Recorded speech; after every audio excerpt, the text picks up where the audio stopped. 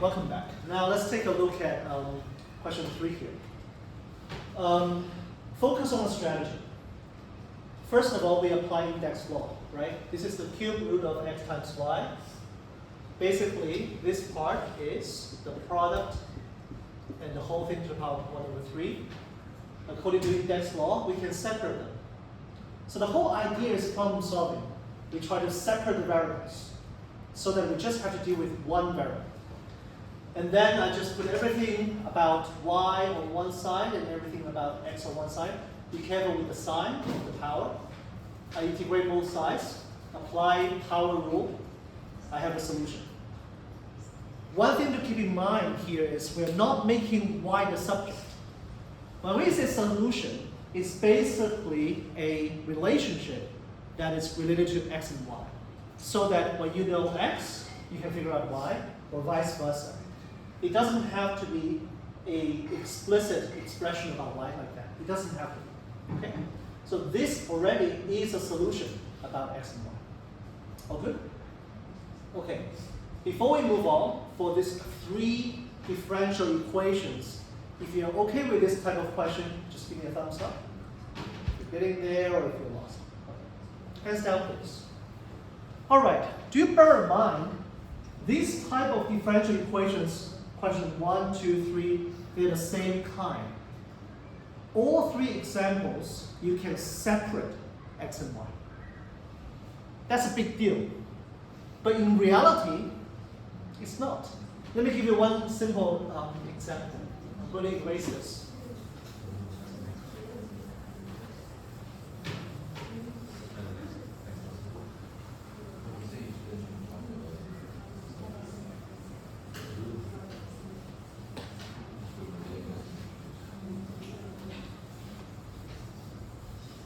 Okay.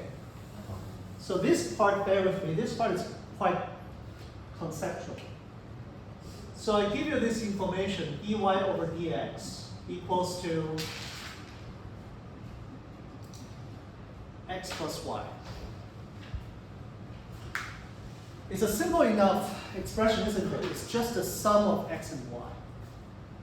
With this example, you will realize that it's actually impossible to separate x and y. Give it a try, actually. Let me give you, you have the 3 examples already on your notebook. I'll give you like maybe 30 seconds, 1 minute. Try to apply the same or similar strategy. Try to separate the 2 variables, and then integrate both sides. So try.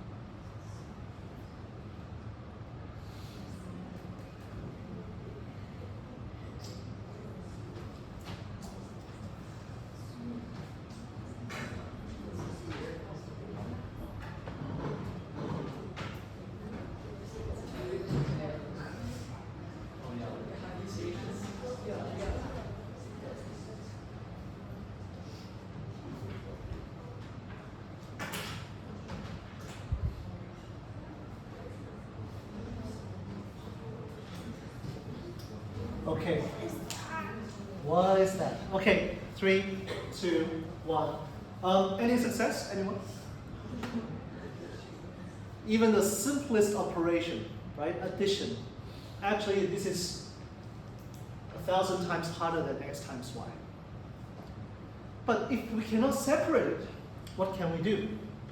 You see this map here, all right? You see this map here. This is basically an xy plane. Bear with me. We have the x-axis, we have the y-axis, and I try to label the grids, right? So this is actually at 1, 1, 2, 1, 3, 1, 4, 1, etc. The idea is that this is what we have. This is what we have. So this is telling us if we know x, if we know y, we actually know the rate of change at that point. So for example, at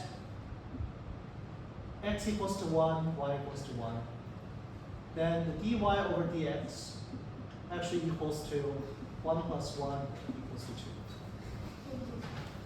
2. That's what this is telling us.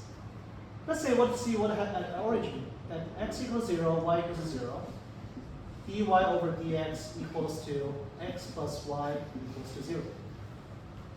Make sense? So this is giving us a rule that describes the rate of change as a function of x and y coordinates. I'm going to visualize this, so bear with me. This part is highly conceptual. So at 1, 1, the slope is 2. So 1, 1, the slope is 2. Okay, I'm going to use a small bar representing the slope. 2, right? That's 2. At 0, 0, the slope is 0, so that's a horizontal bar. Let me use a different color. So this is 2. This is horizontal. Okay, and then at 0, 1, 0 plus 1 is 1, so that's like 45 degrees. 0 plus 2 is 2, slightly steeper. 0 plus 3, steeper, and steeper. Okay, you see the change of the slope? Of course, it's not accurate, but you do that. And then at 1, 1 is 2, 2, 1 is 3, 3, 1 is 4, 4, 1 is 5. Okay. So you see the change of the slope. And then, so at negative 1, 1, add up together, it's 0, so this part is flat. Negative 2, 1, negative 1, negative 2, negative 3. And then 1, 0, that's 1. 2, 0, that's 2. 3, 4. Okay. 1, 2 is 3. 2, 2 is 4. 3, 2 is 5. 4, 2 is 6. See that? Okay, let's try some in the fourth quadrant. 1, negative 1, that's 0. 2, negative 1, that's 1. 3, negative 1, that's 2. 4, negative 1, that's 3. Let's try some in the third quadrant. 0, negative 1, negative 1, negative 2. 0, negative 1, that's negative 1. Negative 3, negative 4, negative 5.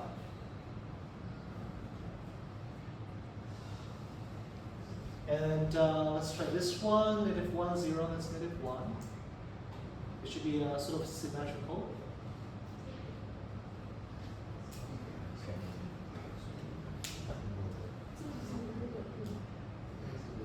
It's kind of like it's like spinning.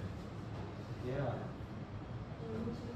Can you, this is very abstract, right? So I'm trying to create this linkage between this and real life. Can you see some sort of like typhoon-ish pattern? And that's why we have this over here. You see, it's like, you see some sort of like trend, some sort of rotation, some sort of spiral. And as you can see here, right, it's actually, it's there. if you are able to see how wind blows, it's transparent. But if you are able to do it, you will see this all the time, because it represents like the speed of the wind or the speed of the airflow at different locations in the 3D world. That's why it's called a field. And it's called slope field. Slope field. Now, on your notebook, obviously, I don't want you to create that complicated shape, but I do have a requirement.